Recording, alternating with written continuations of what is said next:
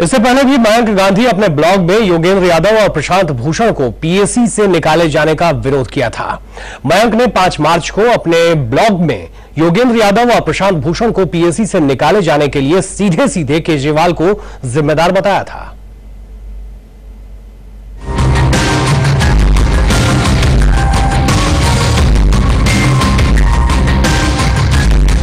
अब आपको बताते हैं कि मयंक गांधी ने इससे पहले जो ब्लॉग लिखा था उसमें क्या था। मयंक गांधी ने अपने पहले ब्लॉग में लिखा था कि सारे फसाद की जड़ अरविंद केजरीवाल ही हैं। केजरीवाल ने साफ साफ कह दिया था कि योगेंद्र यादव और प्रशांत भूषण पीएसी में रहेंगे तो वो काम नहीं कर पाएंगे। उन्होंने लिखा कि मैं जानता हूं कि इस खुलासे से उन्हें भी इसके नतीजे भुगतने पड़ सकते हैं, लेकिन वो इसके लिए तैयार हैं।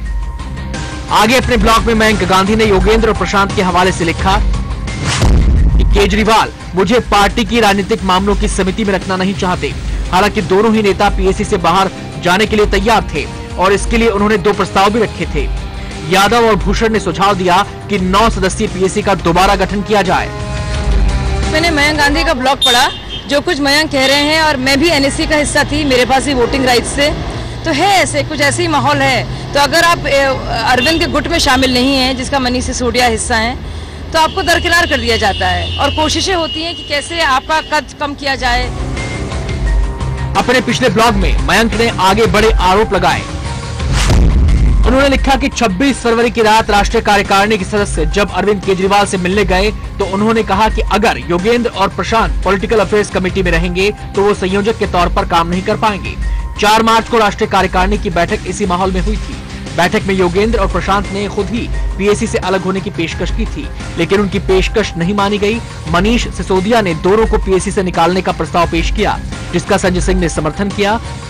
इस प्रस्ताव से मुझे झटका लगा, क्योंकि वो दोनों तो खुद ही हटने को तैयार थे। ये प्रस्ताव पार्टी के तमाम वॉलंटियर्स की भावनाओं के खिलाफ है।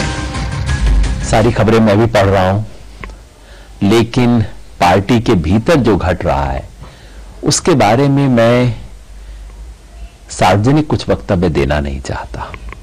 पार्टी की एक अपनी मर्यादा है, उस मर्यादा के भीतर रह के ही मैं काम करता हूं। इसके बाद आशीष खितान ने मयंक गांधी पर कटाक्ष करते हुए ट्विटर पर लिखा कि कुछ लोग सुबह शाम टीवी इंटरव्यू देंगे, कुछ दिल्ली और फिर देश के विकास के लिए दिन रात काम करेंगे, कुछ लोग ब्लॉग लिखेंगे, कुछ लोग इतिहास लिखेंगे। विडंबना यह है कि हजारों लोग जिन्होंने अपने खून पसीने से इस पार्टी को बनाया है, वो ना लेख लिख पाते हैं और ना ही टीवी इंटरव्यू की कला में माहिर हैं। आपके अंदर की ये लड़ाई अब और बढ़ गई है। इस बीच केजरीवाल अभी बेंगलुरु में हैं और उन्होंने इस मामले पर अभी चुप्पी साध रखी है।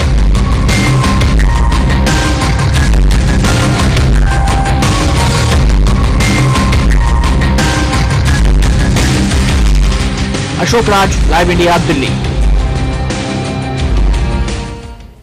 महाराष्ट्र की ही आप नेता अंजलि दमानिया ने मयंक गांधी पर पलटवार किया है। साथ ही दमानिया ने योगेंद्र यादव पर भी कई आरोप लगाए।